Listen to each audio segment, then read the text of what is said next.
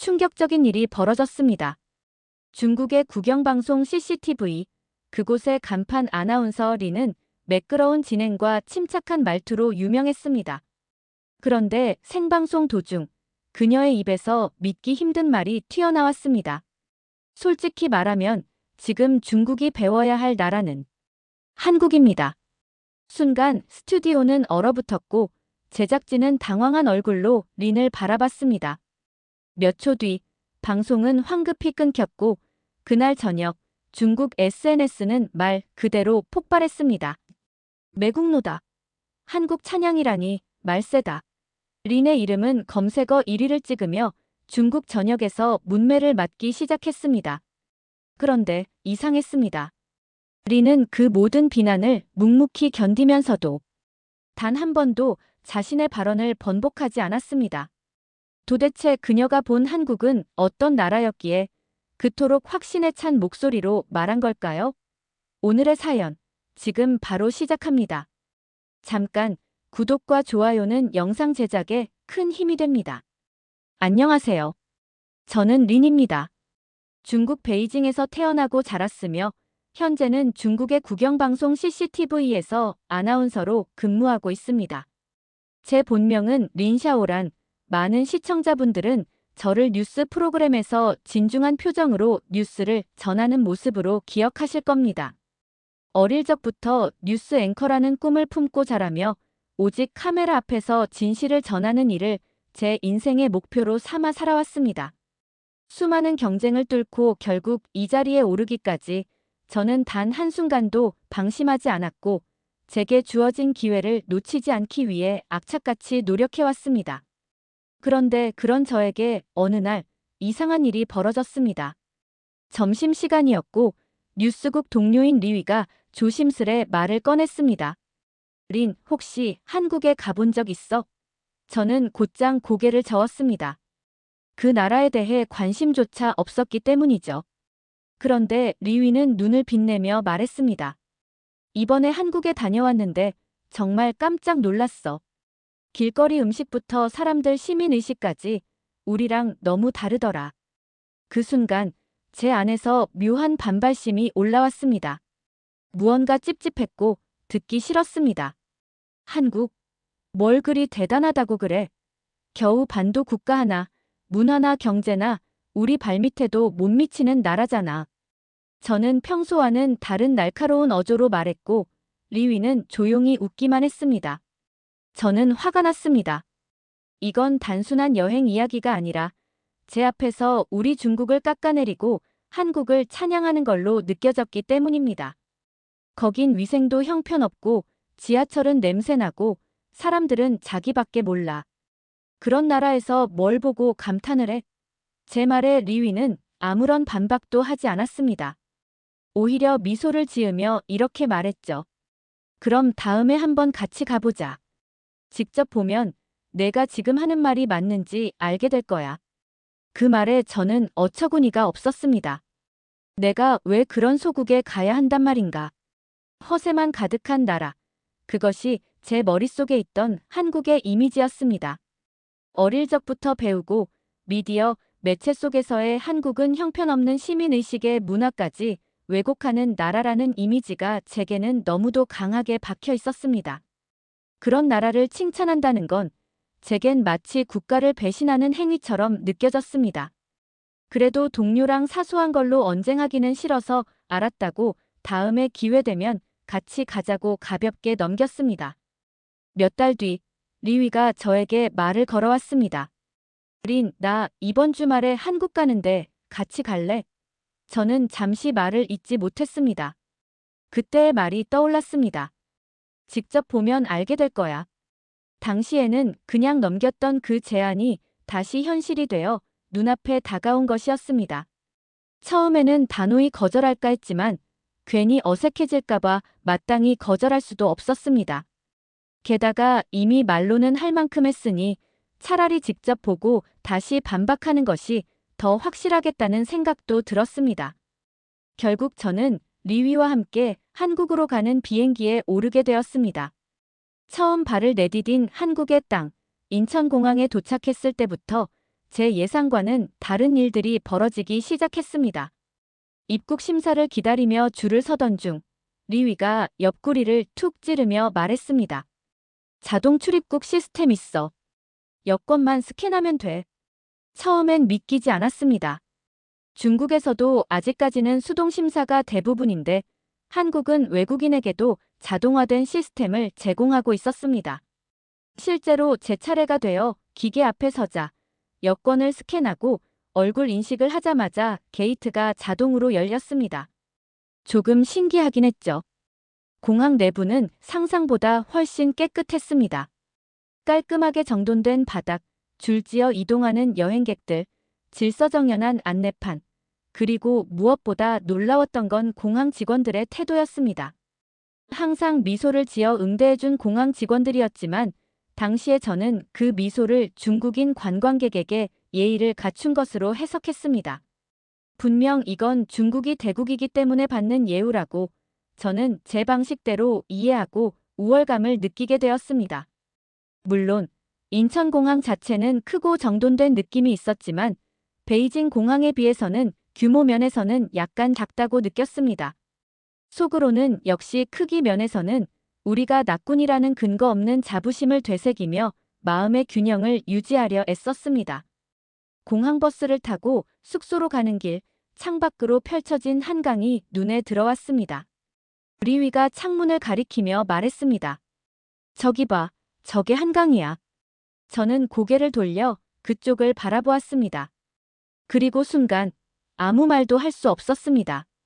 강은 제 예상보다 훨씬 넓고 물빛은 맑고 강변은 산책하는 사람들과 자전거를 타는 이들로 평화로웠습니다. 이게 정말 서울 한복판이라는 게 믿기지 않았습니다.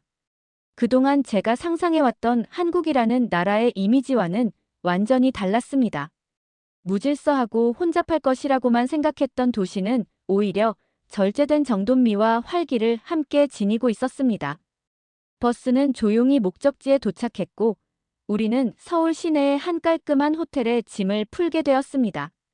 방은 작았지만 세련되었고 무엇보다 욕실이 아주 깨끗했습니다. 세면대엔 미리 접어둔 수건과 손 세정제, 작은 꽃병까지 놓여 있어 따뜻한 인상을 받았습니다. 창밖으로는 고층 빌딩과 오래된 주택이 공존하는 모습이 보였습니다. 낯설면서도 어딘가 정겨운 풍경이었습니다. 그날 저녁 우리는 피곤한 몸을 이끌고 일찍 잠자리에 들었습니다. 다음 날부터 본격적인 여행이 시작될 예정이었기에 충분한 휴식이 필요했습니다. 누운 채 천장을 바라보며 생각했습니다. 그래, 아직은 아무것도 확실하지 않아. 조금 정돈된 건 알겠지만 그게 전부일 순 없어. 틀림없이 이면이 있을 거야. 하지만 어딘가 마음 한편이 묘하게 흔들리는 것을 느꼈습니다. 공항의 자동 시스템, 친절했던 직원, 깨끗한 거리와 한강의 풍경. 이것들이 단순한 포장일지 진짜 모습일지는 아직 알 수 없었지만 분명 제가 상상했던 그 한국과는 달랐으니까요. 다음 날 아침 우리는 숙소를 나섰습니다. 오늘의 첫 일정은 경복궁 방문이었습니다. 저는 별다른 기대 없이 리위를 따라 택시에 몸을 실었습니다. 경복궁에 도착하자마자 저는 눈살이 찌푸려졌습니다. 궁 입구 근처에는 수많은 사람들이 한복을 입고 사진을 찍고 있었습니다. 저는 그 광경을 보며 혀를 찼습니다. 한복? 저건 분명 한푸에서 파생된 거잖아. 어떻게 저걸 한국 고유의 전통 의상이라고 여길 수 있지? 저들의 문화 강탈 행태가 정말 뻔뻔하다고 생각했습니다.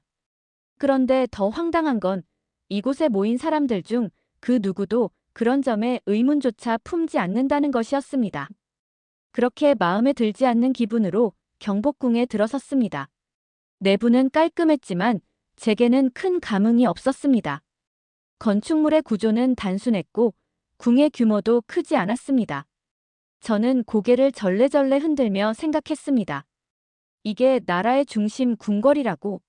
자금성이나 이화원에 비하면 진짜 초라하네. 벽면의 채색도 화려하지 않았고 조각도 단조롭다는 생각이 들었습니다. 리위는 나름대로 감탄하는 듯 보였지만 저는 일부러 그의 반응을 무시했습니다. 중국 고궁에 비하면 이건 솔직히 시골 창고 수준이야. 저는 속으로 그렇게 생각하며 관람을 마쳤습니다. 궁을 나오며 저는 다시 한번 사람들의 모습을 유심히 관찰하게 되었습니다. 이상하게도 사람들이 서로 질서를 지키며 차례로 사진을 찍고 있었고 누구 하나 소리를 지르거나 남에게 피해를 주는 사람이 없었습니다. 바닥에는 쓰레기 하나 없었고 주변엔 미소 짓는 사람들이 많았습니다. 그 모습은 분명 제가 평소에 생각하던 한국과는 많이 달랐습니다. 이후 우리는 지하철을 타고 다음 장소로 이동하게 되었습니다. 한국의 지하철은 제가 알던 것과는 완전히 달랐습니다. 역 안은 조용했고 벽에는 문화 포스터가 정갈하게 붙어 있었습니다. 가장 놀라웠던 건 구걸하는 사람이나 길바닥에 앉아 있는 사람이 전혀 없었다는 점이었습니다.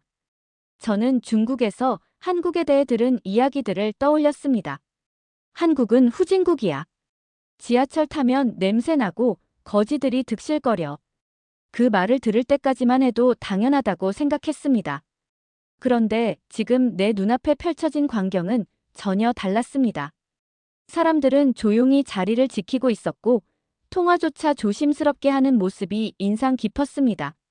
쓰레기도 없고 냄새도 없었습니다.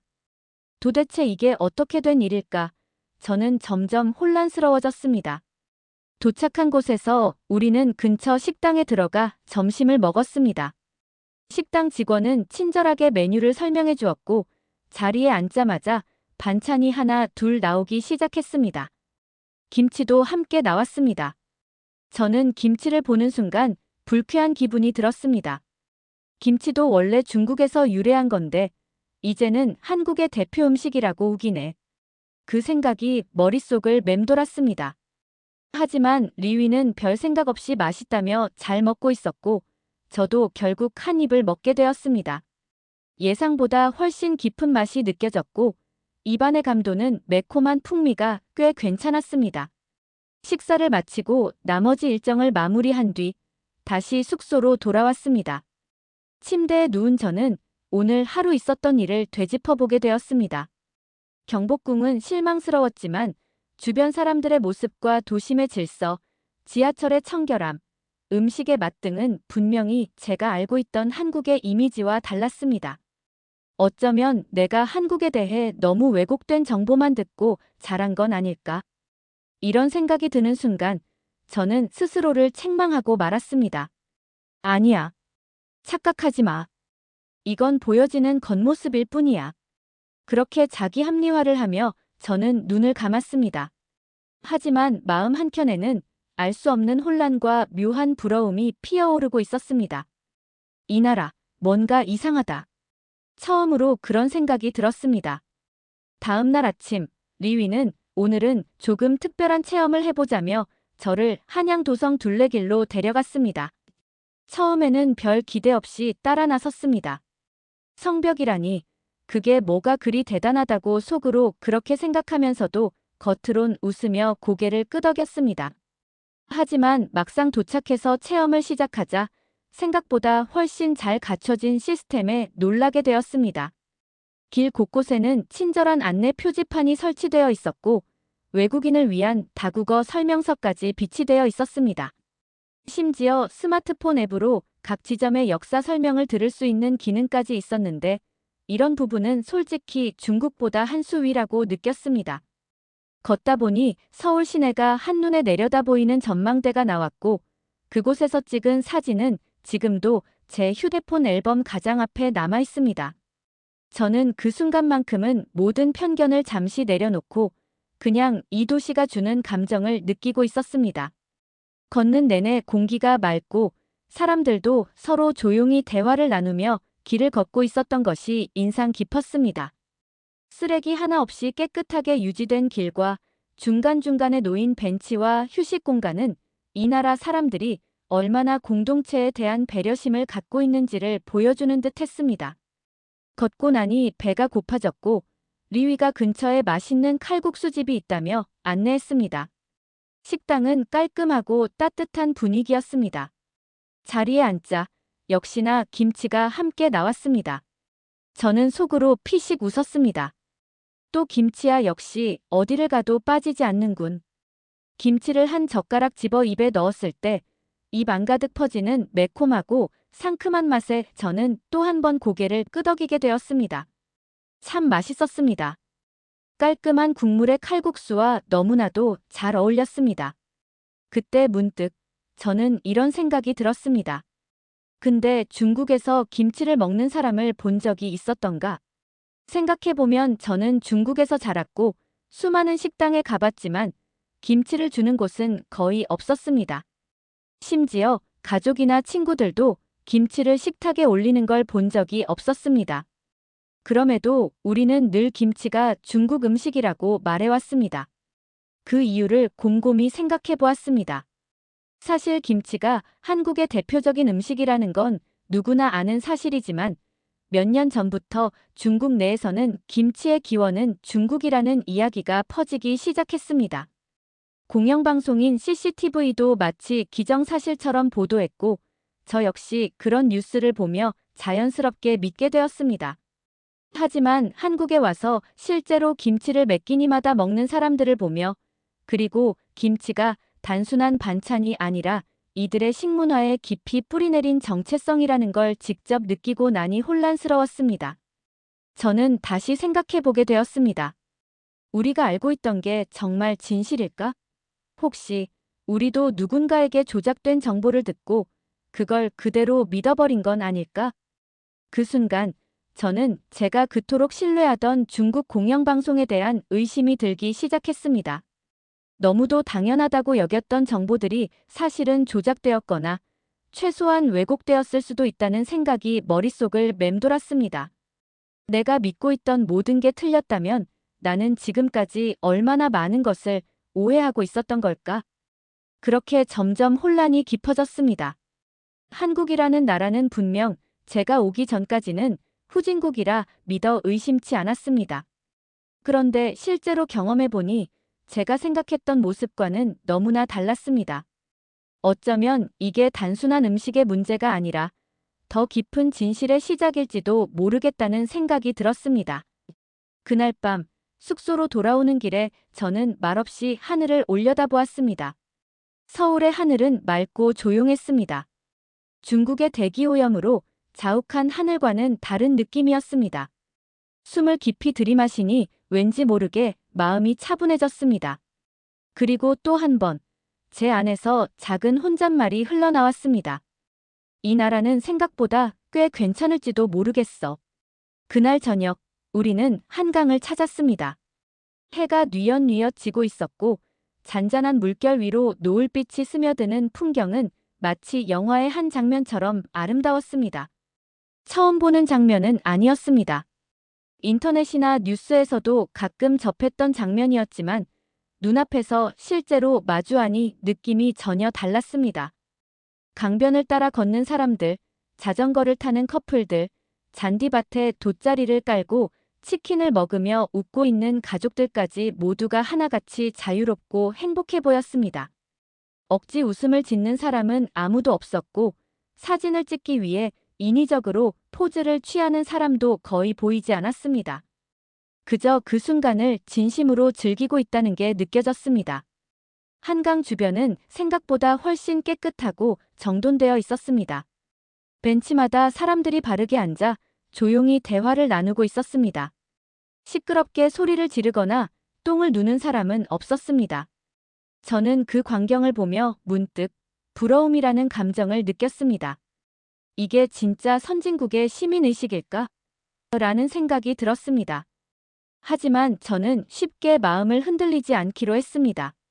지금까지 중국에서는 한국이 거짓된 선전으로 자신들의 문화를 훔쳐가고 역사까지 왜곡하는 나라라고 배워왔습니다. 이런 인상적인 풍경만으로 그 모든 주장을 부정할 수는 없다고 생각했습니다.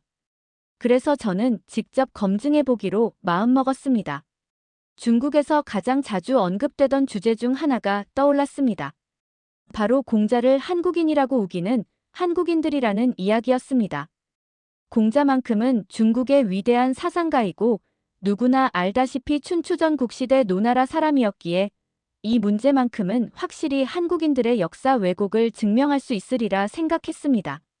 한강에서 쉬고 있는 젊은 한국인 커플에게 다가가 조심스럽게 말을 걸었습니다. 실례합니다. 혹시 공자라는 인물 아시나요? 어느 나라 사람이라고 생각하시나요? 그들은 조금도 망설임 없이 대답했습니다. 중국 사람이요. 저는 살짝 당황했습니다. 설마 우연이겠지 싶어 다른 사람들에게도 물어보았습니다. 자전거를 타고 오던 중년 부부, 잔디밭에 앉아있던 대학생들, 심지어 지나가던 중학생들까지 모두가 똑같이 대답했습니다. 공자는 중국 사람입니다. 어떤 사람은 구체적으로 춘추시대의 사상가이며 유교의 창시자죠. 노나라 사람이에요. 라고 설명해 주기까지 했습니다. 저는 10명이 넘는 사람들에게 같은 질문을 던졌고 그 누구도 공자를 한국인이라 주장한 사람은 없었습니다. 오히려 그들은 제가 그런 질문을 한다는 것 자체를 신기해하거나 웃으며 반문했습니다. 왜요? 중국 사람이잖아요. 그걸 왜 물으세요? 그 순간 저는 혼란스러웠습니다. 분명히 중국에서는 한국 사람들이 공자를 자신들의 조상이라고 주장하고 심지어 사당을 세워 숭배까지 한다고 교육받았고 그런 장면이 담긴 뉴스나 다큐멘터리도 봤습니다. 그런데 실제로 한국에 와보니 그런 사람은 한 명도 없었습니다. 무엇보다도 그들의 말투엔 거짓이 섞여 있지 않았습니다. 억지로 자신을 꾸며서 말하는 것도 아니었고 누군가에게 배운 듯한 공식적인 답변도 아니었습니다. 그냥 너무나 당연하다는 듯 자연스럽게 진심을 담아 말하고 있었습니다. 저는 그 자리에 앉아 멍하니 강을 바라보았습니다. 한강의 야경은 더욱 짙어진 노을빛으로 물들고 있었고 반짝이는 도시의 불빛 사이로 바람이 불어왔습니다. 제 머릿속은 점점 복잡해졌습니다. 그렇다면 도대체 우리가 본 뉴스는 무엇이었단 말인가? 이제까지 제가 알고 있던 진실이라는 것이 과연 진실이었는지 점점 자신이 없어졌습니다. 단순히 공자에 대한 정보 하나만으로 모든 걸 단정지을 수는 없겠지만 분명한 건 제가 이곳에서 마주친 한국인들은 너무도 자연스럽게 그리고 명확하게 진실을 알고 있었고 그 안에서 그들만의 자부심을 지니고 살아가고 있다는 점이었습니다. 그날 밤 숙소로 돌아와 씻고 누운 뒤에도 생각이 꼬리를 물고 이어졌습니다. 분명히 처음 한국에 오기 전까지 저는 확신을 가지고 있었습니다. 한국은 중국 문화를 베끼고 중국의 모든 것을 따라하려고 애쓰는 나라라고 믿고 있었습니다. 그러나 지금 저는 점점 그 믿음에 금이 가는 소리를 듣고 있었습니다. 어쩌면 정말로 우리가 잘못 알고 있는 것일지도 모르겠다.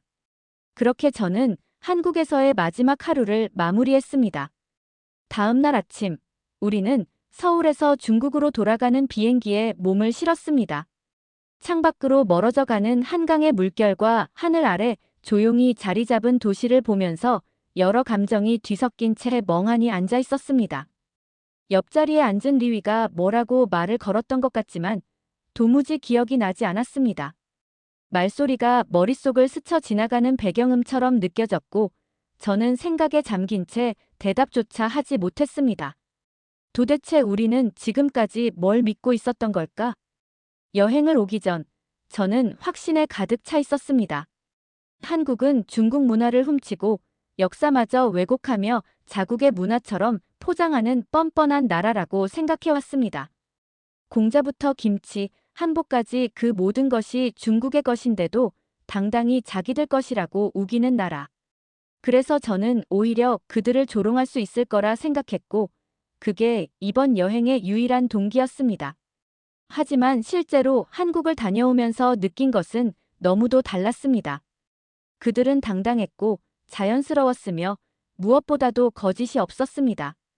제가 물어본 공자의 출신조차 당연히 중국인이라고 알고 있었고 김치는 중국과는 다르게 일상적으로 먹으며 어딜 가나 기본 반찬으로 있었습니다. 그저 자연스럽게 자신들의 삶 속에 스며든 것처럼 행동했을 뿐이었습니다. 며칠 뒤 저는 중국 국영 방송사에 다시 복귀했습니다. 이전과 다름없이 생방송 스튜디오에 앉아 진행자와 함께 한국을 비난하는 패널로 참여하게 되었습니다.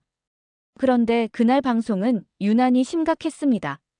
진행자는 한국은 최근 공자의 사당을 확대하며 그를 자국의 조상으로 여기고 있다며 그에 대해 비판하는 자료를 화면에 띄워 보여주었습니다. 저는 그 순간 화면을 바라보다가 갑자기 손을 들고 말을 꺼냈습니다. 저는 얼마 전 한국을 다녀왔습니다. 현지에서 직접 많은 사람들에게 공자에 대해 물어봤습니다. 단 한 사람도 공자를 한국인이라고 말하지 않았습니다. 모두가 그가 중국 노나라 출신의 사상가라고 알고 있었습니다. 스튜디오는 순간 조용해졌습니다. 카메라 감독이 손짓으로 그만하라는 사인을 보냈고 진행자는 당황한 표정으로 말을 얼버무리며 다른 주제로 넘어가려 했습니다. 하지만 저는 거기서 멈추지 않았습니다. 우리는 잘못 알고 있습니다. 아니, 어쩌면 잘못되게 배우고 있는 것일지도 모릅니다. 저는 이번 여행에서 너무 많은 것을 느꼈고 이전에 믿었던 것들에 대해 의문을 가지게 되었습니다. 한국은 생각보다 깨끗했고 사람들은 질서 있었으며 무엇보다도 자신들의 문화를 억지로 주장하지 않았습니다. 우리는 다시 생각해봐야 합니다. 그 순간 저의 마이크는 꺼졌습니다. 방송은 갑자기 다른 화면으로 전환되었고 저는 스태프의 눈총을 받으며 스튜디오 밖으로 안내되었습니다. 그날 밤 SNS와 각종 커뮤니티는 폭발하듯이 들끓었습니다. 배신자, 친한파, 정신나간 자라는 말이 수없이 쏟아졌고 어떤 이들은 저의 신상 정보를 파악해 가족까지 공격하겠다는 협박을 남기기도 했습니다. 며칠 뒤 저는 정식으로 해고 통보를 받았습니다. 사유는 국가의 방송 원칙에 위배되는 발언과 태도였습니다. 순식간에 직장을 잃게 되었고 주위 사람들도 저를 멀리하기 시작했습니다. 저와 함께 일했던 동료들마저 연락을 끊었고 리위조차 아무 말 없이 저를 차단했습니다. 처음엔 억울했습니다.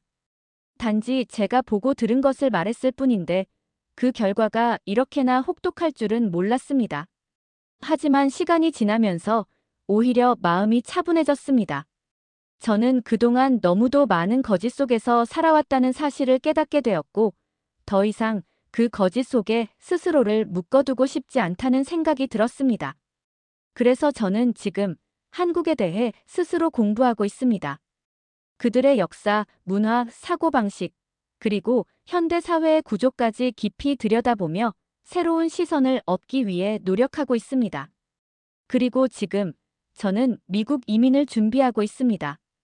더 이상 억압된 체제 속에서 거짓을 말하며 살아가는 삶을 원하지 않게 되었기 때문입니다. 진실을 말하는 것이 배신자가 되는 나라가 아닌 진실이 존중받는 나라에서 다시 살아보고 싶어졌습니다. 언젠가 다시 한국을 찾게 될 날이 올지도 모릅니다. 그때는 단순한 여행객이 아닌 진정한 이해자로서 그 나라를 바라볼 수 있기를 바랍니다. 오늘의 사연, 어떻게 들으셨나요? 린의 이야기는 단순한 여행기가 아닙니다. 이는 우리가 가진 편견을 돌아보고 서로 다른 문화와 사람들을 이해하려는 노력이 얼마나 중요한지를 일깨워주는 이야기입니다. 린은 한국에서의 경험을 통해 새로운 시각을 가지게 되었고 그 경험을 토대로 앞으로는 다른 문화에 대해 더 깊이 배우고 존중할 수 있는 기회를 갖고자 했습니다. 앞으로도 린처럼 많은 사람들이 다른 문화를 이해하고 진심으로 받아들이는 세상이 되었으면 좋겠습니다. 대한민국은 우리가 함께 이해하고 존중할 수 있는 소중한 문화유산을 가진 나라임을 잊지 말아야겠습니다. 다음 시간에는 또 다른 감동적인 이야기로 찾아오겠습니다. 구독과 좋아요, 알림 설정 부탁드립니다. 끝까지 들어주셔서 감사합니다. 이상 유광TV였습니다.